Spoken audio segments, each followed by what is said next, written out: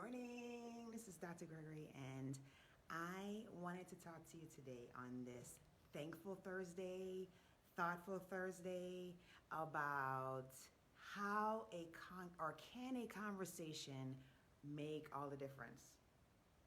And this is something that I constantly think about because I am always trying my best to be mindful about the interactions that I have with those around me. And I'm going to tell you about a situation where I did not think that a conversation would make a difference, but it actually turned out that it did. So I was minding my own business on Instagram, and I was just posting about my journey, and I was posting about things that I found, things that I learned in my personal development. I was sharing my workouts. I was sharing the food I was eating. I was sharing about emergency medicine, all the stuff that I do. And I was reached out to by somebody, right? So the person reached out and they just asked me, how does it get done? Can it get done? Will it be able to be done? I am feeling like I'm in a place where I'm stuck right now. So the story of this individual is that they were a medical student. They were a undergrad, and they were studying to become. They were pre med. I think that's still a major, right? Yeah. Even though in my school that really wasn't a major. Basically, you were a whatever major, and then you went to medical school. So this person was a pre med major, and they were having some difficult moments. They had a little bit of a non-traditional path. They already had a family. They already had some responsibilities, some things that they were doing outside of their education, and they were hitting some stumbling blocks. Some of the typical stumbling blocks that a lot of us have hit. Like, for example, maybe you are used to getting all A's as a type A, type pre-med person, and this person got one particular grade that was not to the standard that she thought she should get. So she has this grade, and now she's worried about how that grade is going to impact her future. Is it going to stop her from getting to her goal, which is to become a physician? Is it going to derail her plans? So she's really worried about this, and she's worried about the timing that she's spending with her family, and she's worried about future timing with her family with this decision that she's made in order to become a physician. And she was looking online for people who had been in those shoes, been in the shoes and actually gotten to the goal that she was looking for, that she's looking forward to getting to. So she saw my profile, and she read that, that I basically went to medical school, which is where she would like to go, and that I did residency, and that I've been practicing medicine for over 14 years. And she was inspired by that, so she got the courage, and she just reached out to me randomly. And I really appreciated that because I know the courage that it takes to reach out to somebody that inspires you. And so she reached out, and we just had one conversation, you guys. One conversation. And she was just saying, should I quit? What should I do? I have this now stain on my record. Is this going to be detrimental to my future? What should I do? I'm worried about how I'm going to be able to divide my time with my family, with my training, and all these things that she was really concerned about, worried about. And I just said to her, you know what? We all fail, right? We all fail. Like there's no way to get around it. If you are a human being, there will be a time or times, oftentimes, when we will fail. What happens with failure, though, it's really how you deal with it. What is your viewpoint, or what is your perspective when it comes to failure? Do you look at failure as the stopping block, this is the moment when I'm just going to stop, I'm just going to quit, I'm just going to walk away? Or do you look at failure as, wait, what lesson can I learn here? How can I get stronger? How can I help someone else to be stronger? in the future if they're faced with the same situation. So, all about perspective, right? And all about realizing that failure is not the end. Failure is a lesson. Failure is a stepping stone oftentimes. So I explained to her that, and some people may not know this, I explained to her that I did I did really well in high school. I went to college when I was 16 years old. I was in college at a very challenging school, and I had an extremely challenging workload as a freshman. And I was used to getting a certain caliber of grades, right? I knew my path was medicine, and I knew that in order for me to be a stellar candidate, I needed to also have stellar grades. So here I am at this school that is very challenging. Shout out to Rensselaer Polytechnic Institute. That is very challenging, and I'm taking this ridiculous load. I'm taking physics, I'm taking chemistry, I'm taking computer science, and I'm also taking chemistry and biology, right? And I had a creative writing course. So I'm taking these things as a freshman, 16 years old, right? And I am used to a certain level of academic performance. So, I did something that wasn't so smart at the very end of my first semester. And that thing was, I thought that I should stay up for the whole week of finals and just knock out every final and just, sleep at the end. And so I took some stimulants, because back then there was something called NoDoz. And I took the stimulants and I basically stayed up and stayed up and stayed up and stayed up. And my last final was my chemistry final. And that was the one class that I didn't have like a solid A going into. And no matter what I did in the final, I would be cool. That was the one class that was the case, right? So I promptly fell asleep on said final. And I promptly got a report card that had a big on it.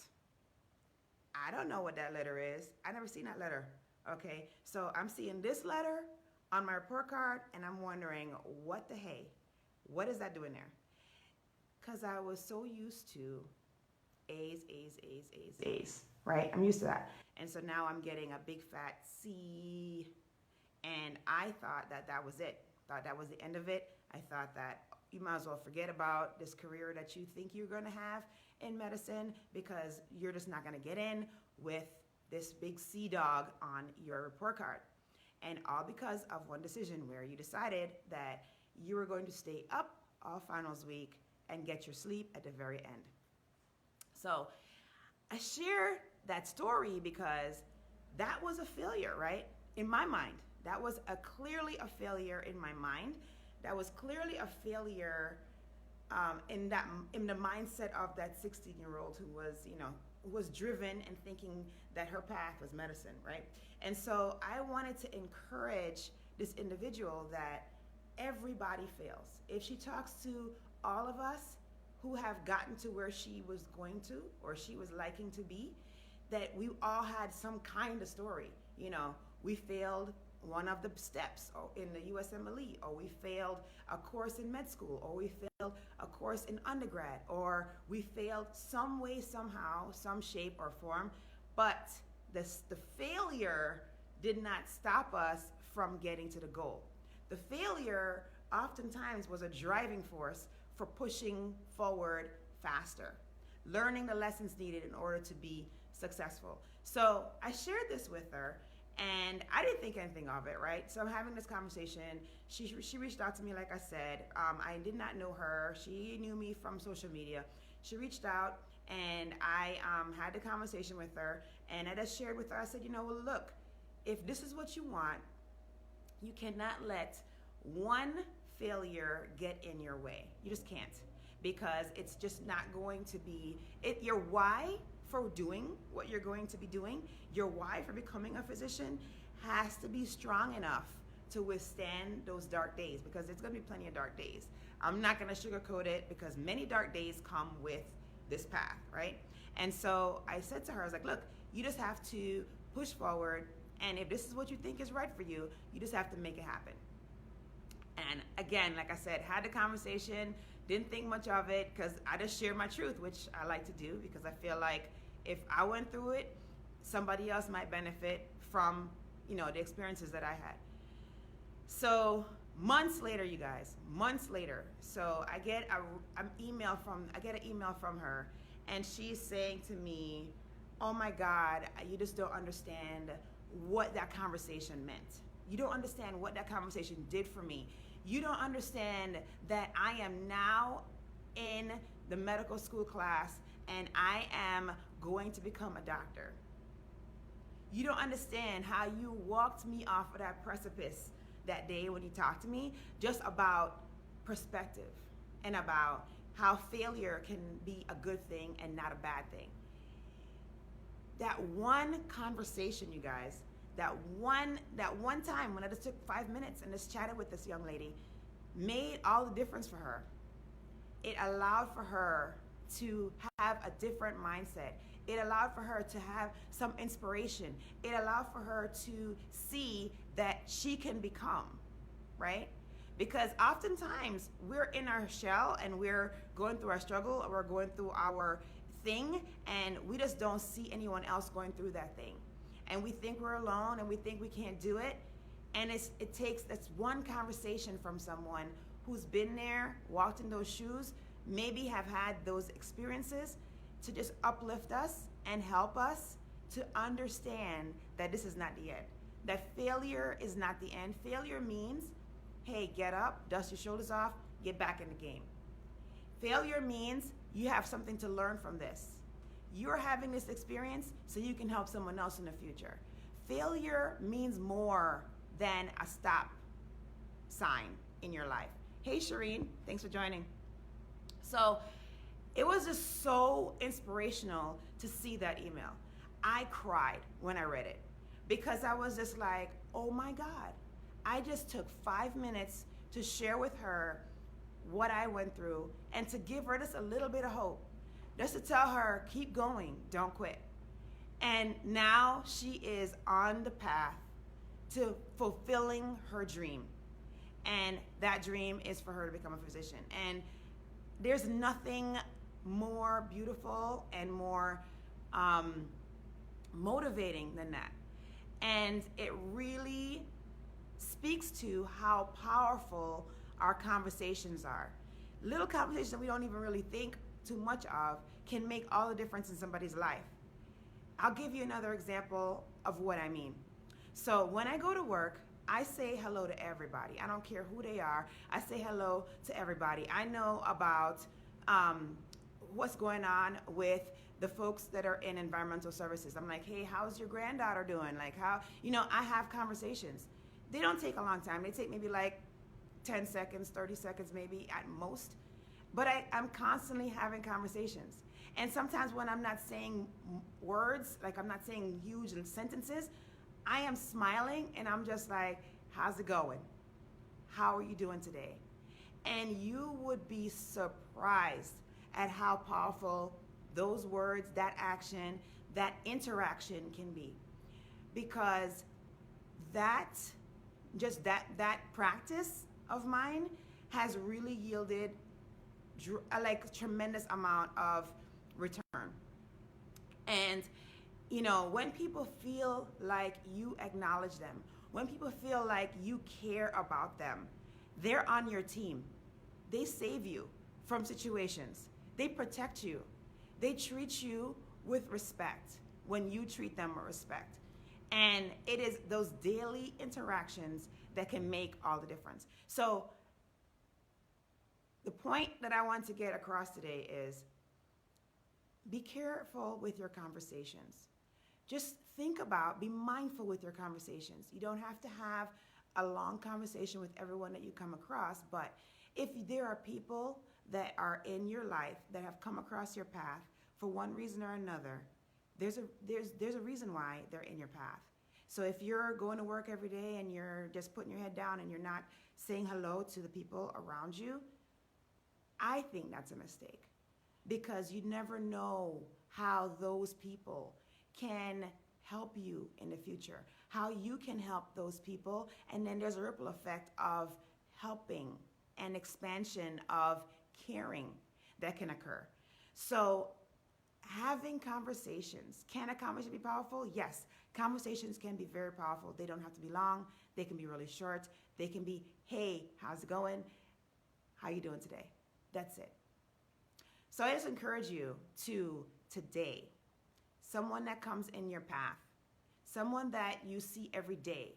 Maybe it's the person that cleans your office. Maybe it is the person that you see in the elevator every morning on the way up. Maybe it is someone that, a colleague that you see as you're passing in the hallway, but you've never spoken to. Just today, just take a moment just to say hello, how you doing? You'll be surprised at the power of that. Because everybody has a backstory, whether you think they do or not, whether they express it or not, there's a backstory. I used to judge people who used to come and see me at 3 o'clock in the morning for a sore throat. Then I started asking people, why do you come to see me at 3 o'clock in the morning for a sore throat? And something really interesting happened. First of all, they weren't threatened by that question, or they didn't feel like, I was accusatory or anything like that, because I don't ask it in a way like that is accusatory. I basically I'm curious. I'm like, hey, I'm just kind of curious, like, what was the reason why you chose to come here at this time versus going to your doctor's office or urgent care or something like that? And the responses were always something along this line. I work third shift and I can't get in to see my doctor. Or by the time I get done, urgent care is closed. Or I don't have a doctor and I need to go to some kind of urgent care emergency department and now that is closed and so this is my option. Or I have been working so much, I work during the hours that I can go to the doctor, and this is the only moment that I had in the middle of the night. And I'm feeling concerned. Or I have an Uncle Bob who had a sore throat, and the next thing we knew, Uncle Bob died because he had cancer in his throat. So just learning the backstory of why people do things sometimes, things that we might think, well, why would they do that? There's always a story. Because we're human, there's always a story, and just having a little conversation can make all the difference. So I just encourage you, like I said, today, it's Thankful Thursday, it's Thoughtful Thursday, whatever you want to call it, and it is an opportunity for you to make a difference in some human that comes along in your path, because that is your superpower. Your superpower is interaction with other humans, right? And so by doing this, you can make all the difference. I had no idea I was going to make a difference in this young lady's life, and I am super excited that she reached out to me, that she got the courage to reach out to a stranger on social media, and she had the courage to be vulnerable about what was going on with her, and then she had the courage to step past her failure, to step past her doubts, and push forward towards her goal. So conversations, you guys, they make all the difference. So that's what I have for you today. I hope that you will go and do that. So the call to action is to have a conversation with someone you haven't had a conversation with before in your daily life, and just get that going and get into the practice of doing that regularly, and you will see something incredibly magical happen, and it will make such a difference in enriching your life and enriching the lives of those around you.